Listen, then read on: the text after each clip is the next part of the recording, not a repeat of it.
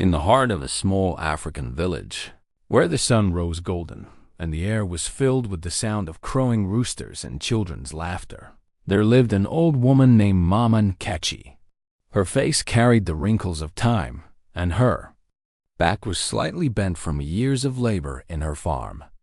She was respected by the community, loved into raising her children. There was a question that lingered in her heart. Did they truly love her in return, or were they only waiting for the day she would close her eyes so they could divide what little she owned? This question troubled her. She had heard whispers in the market, stories of children who forgot the very womb that bore them, stories of ungrateful sons and careless daughters who left their parents to suffer in their old age. She would shake her head, muttering a quiet prayer that her children would never be like that. But doubt has a way of growing one evening to her one that unsettled even her own heart. If I were to fall ill, would my children care for me, or would they abandon me? So she decided to do something drastic, something the village would speak about for years. Mama Nkechi decided she would pretend to be sick. The very next morning, she rose later than usual. Normally, she was the first to wake, her broom sweeping the compound before the cock even crowed. But that day, she lay still, coughing weakly, clutching her wrapper around her frail body. "In bed? Is everything well with you?" Mama Nkechi forced a tired cough and replied, "My bones are heavy, my body is weak." And the days, the only daughter, one by one, they began to arrive. Obinna, the eldest, came first. He walked into the compound with long strides, his fine shirt neatly pressed, his shoes shining. He was known in the village for his pride, always boasting of his job in the city. He looked down at his mother, lying on a mat by the doorway. "Mama," he said stiffly, "I heard you are sick. What is wrong with you now?" Mama Nkechi coughed. Again, her eyes studying him carefully. "My son, I feel weak.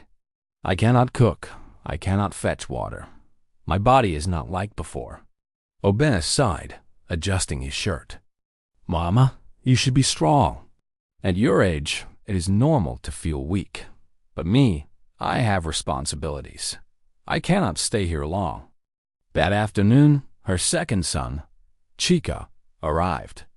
Unlike his elder brother, he was more easygoing, known for laughing loudly and playing draft with the men under the big tree. "Mama," he called, stepping into the compound with a wide grin.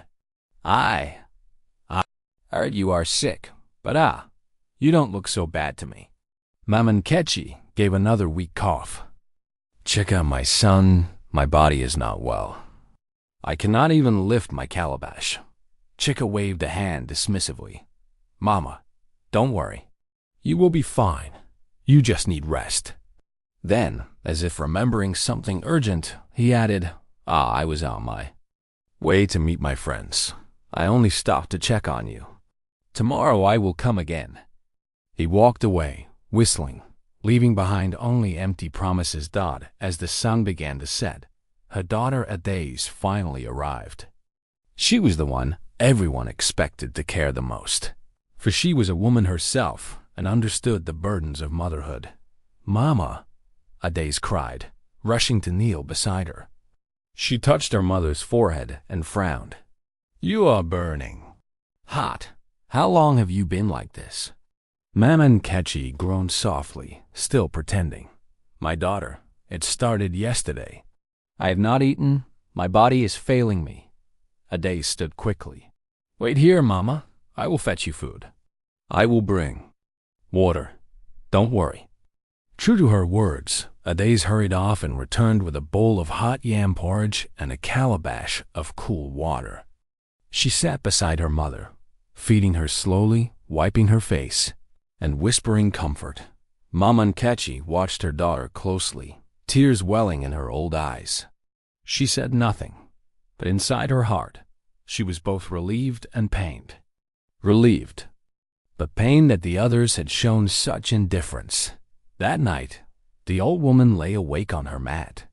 She could hear the crickets chirping, the distant laughter of young men by the palm wine bar, and the faint cry of a baby somewhere in the village.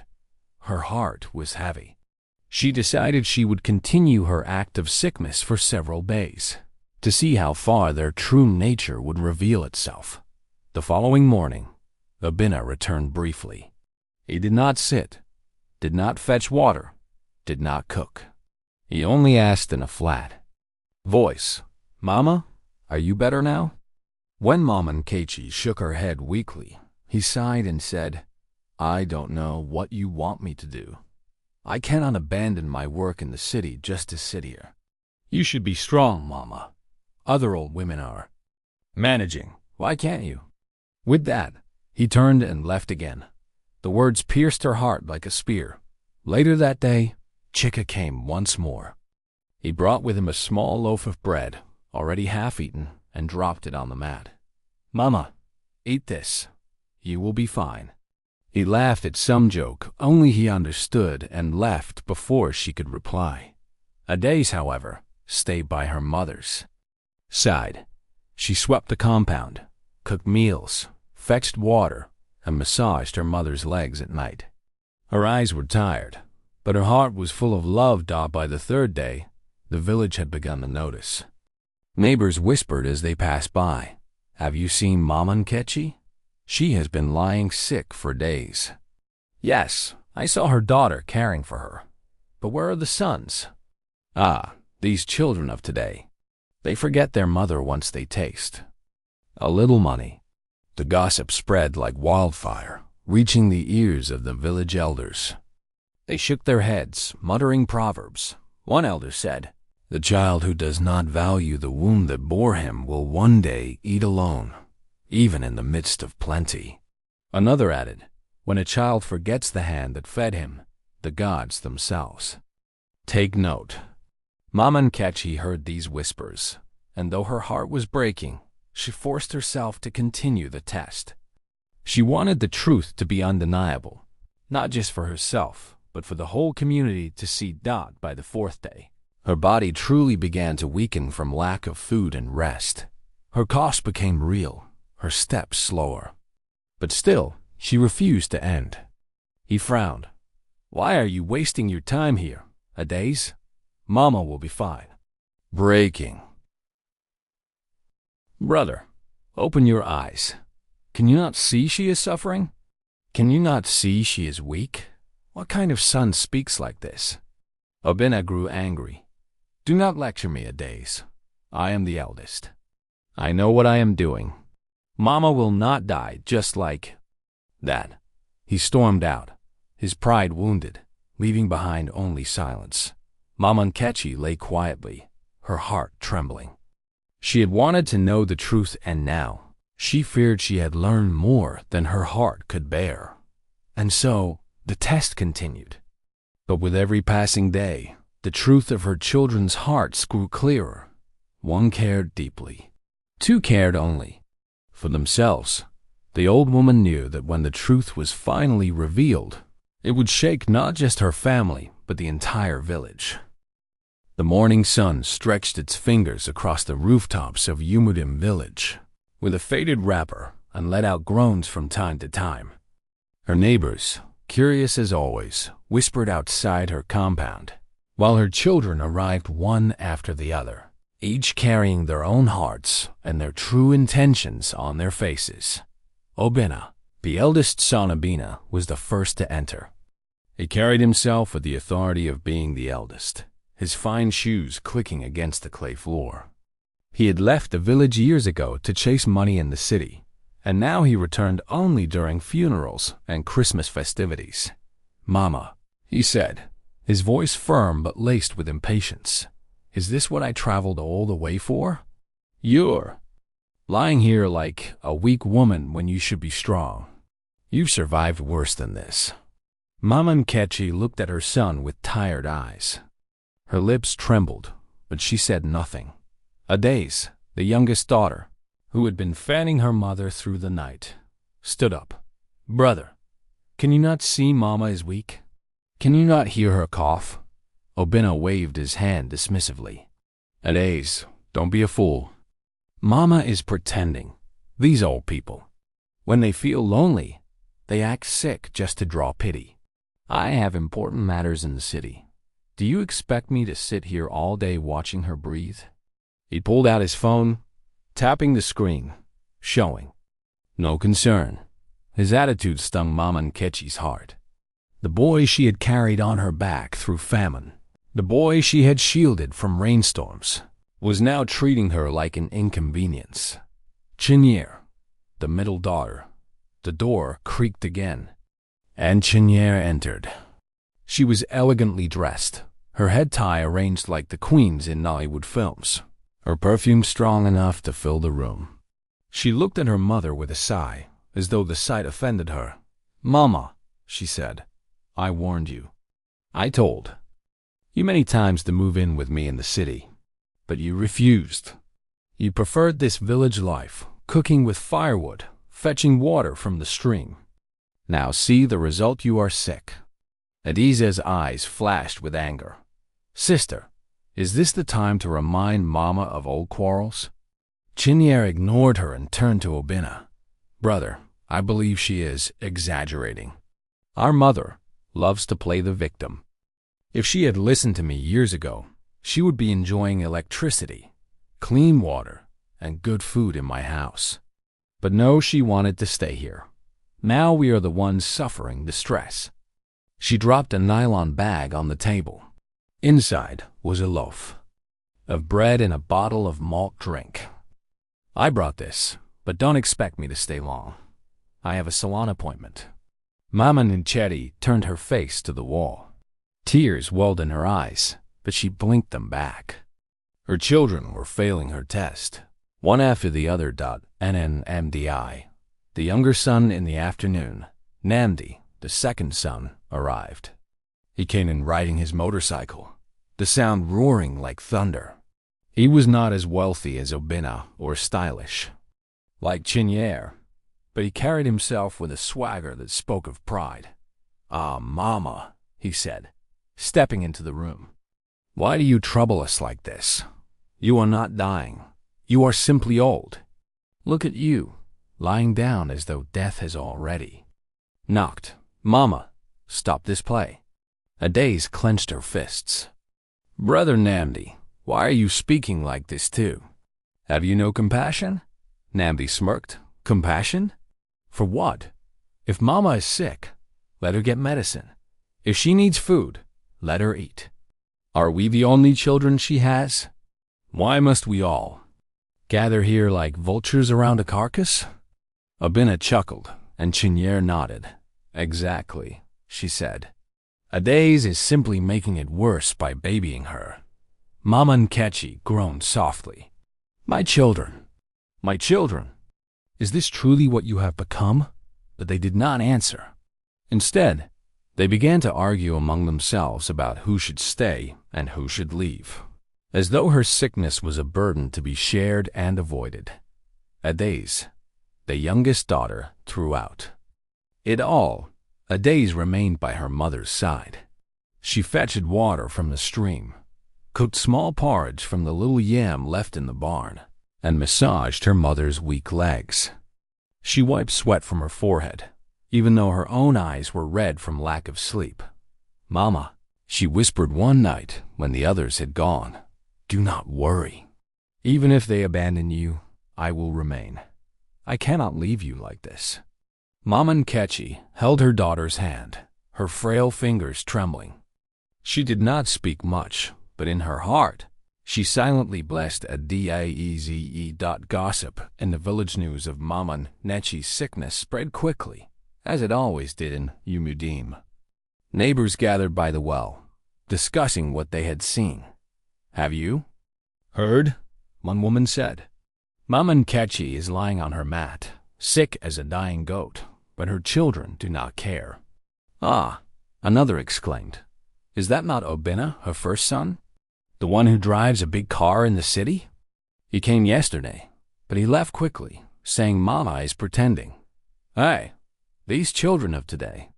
In our time, if your mother coughed once, The entire household would gather like ants around honey. Now, see how they mock her. An elder sitting nearby shook his head gravely. Mark my words, he said. When children forget the breast that fed them, calamity will visit them. A child that mocks his mother digs a pit for himself. Their words carried weight, and by evening the entire village was buzzing. Some came to peek into Mama Nkechi's compound, only to shake their heads in pity at the old woman lying helpless while her grown children stood around arguing. The elders' concern finally. Word reached the Council of Elders. They decided to watch quietly, for they too had seen how children reveal their true character when their parents grow weak. Elder Okafor, the oldest of them, muttered, "This test will show the truth. A tree is known by its fruits. If the fruits are bitter, then we know what kind of tree it is." Mama Nkechi's silent tears. That night, Mama Nkechi cried silently on her mat. She had thought perhaps one or two of her children would stand by her, but instead, only Adaze remained. Her test was revealing more than she had imagined. "Chinek," she prayed softly, "open their eyes before it is too late. Do not let their hearts turn completely to stone." Adaze, hearing her mother's whisper, wiped her tears and whispered, "Back, Mama. Even if the others fail you, I will not. You will not be alone." Mama Nkechi managed a small smile in the darkness.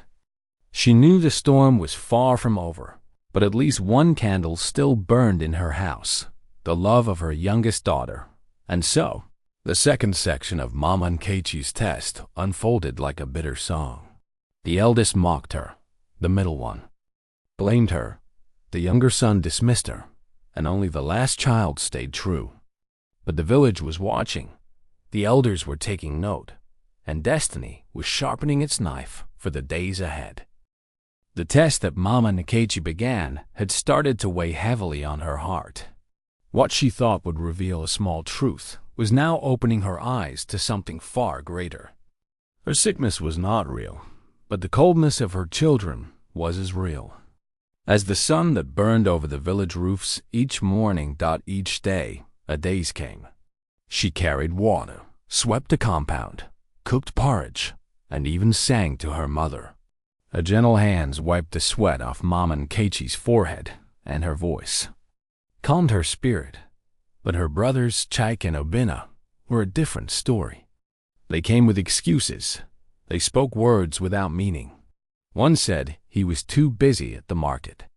The other said his wife was not comfortable with him leaving the children. The people of the village began to talk. One morning near the well, two women whispered, "Can you imagine?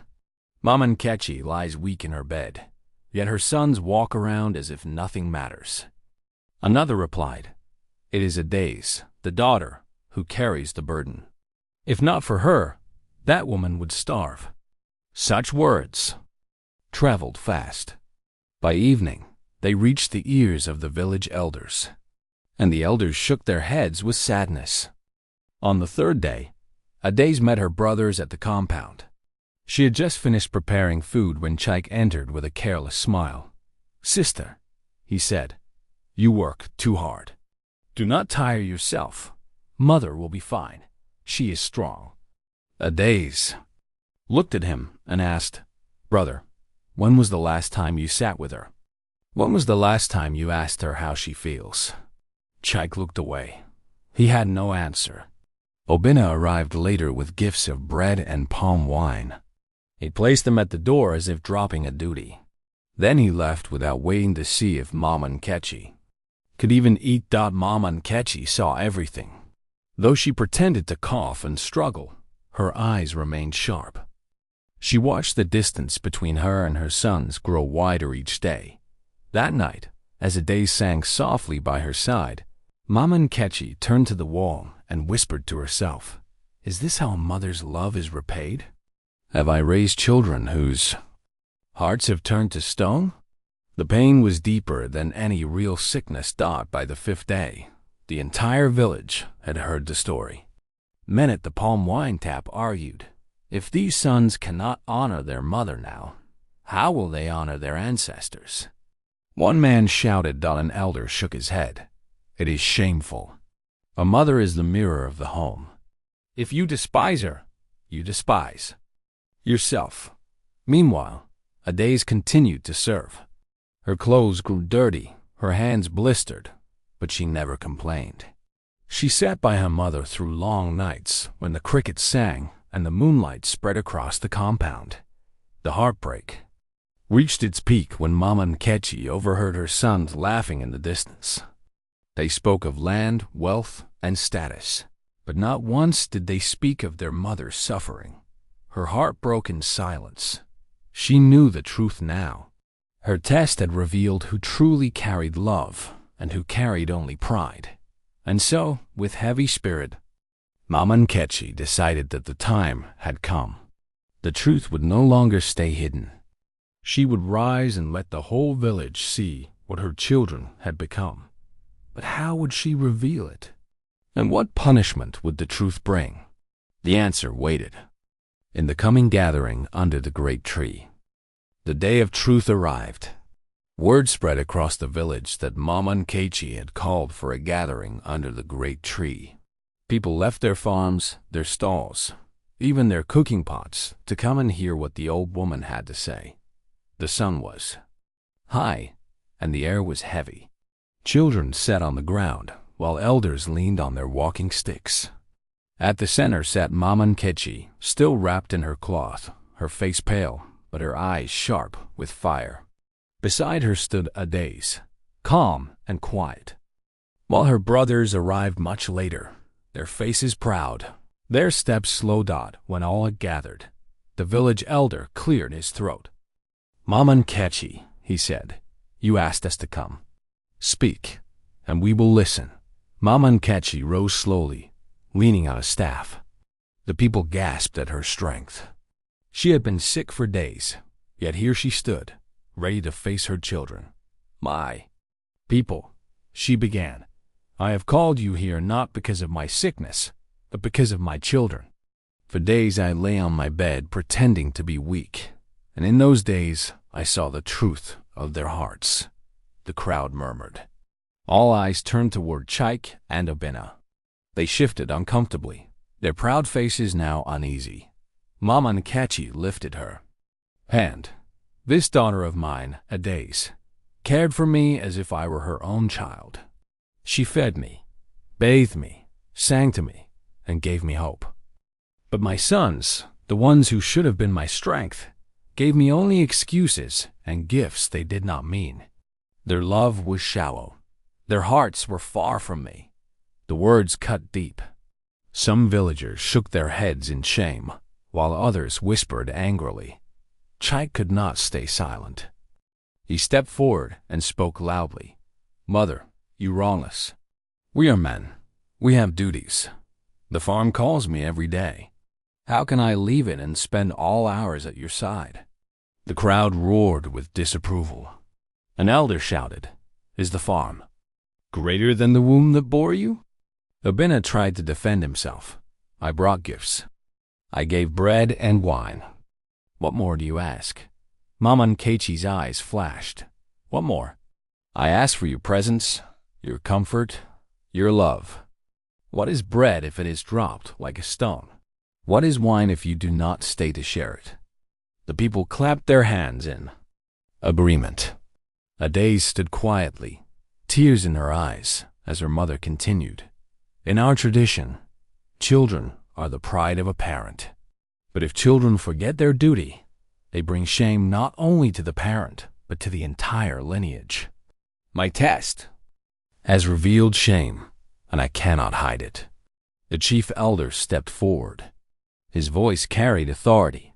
Chaik, Abena, you have failed in the eyes of your mother and in the eyes of this community. It is not wealth or gifts that honor a parent. It is love. It is sacrifice. It is presence. The crowd echoed his words, their voices rising like waves. Shame fell heavy on the brothers. For the first time, their heads bowed. Mama Nkechi then turned to Adaze. She took her daughter's hand and lifted it high. This daughter, whom many would have despised because she is not a son, has shown herself greater than both her brothers. From this day, I bless her above them. The land I own, the treasures I keep, the stories I carry, all these shall rest first in her care. The crowd gasped. Such words were not common. Sons were always chosen above daughters. But in this moment, no one protested. They had seen the truth with their own eyes. Adès knelt, tears flowing down her cheeks. Mother, I did not do this for reward. I did it because love does not count cost. Love simply gives. The elder lifted his staff and declared, "Let this be a lesson to all. Sons may carry the family name, but it is the heart that carries the family honor. Let every child in this village remember, to neglect a parent is to neglect the gods who watch over us." The people clapped. Some wept. The shame of Chaik and Obina was complete, but it was a shame that could still turn into wisdom if they chose to change Dot as the sun dipped low and the gathering ended. Mama Nkechi felt peace. Her test had not been easy, but it had revealed the truth, and the truth would guide her family for generations to come.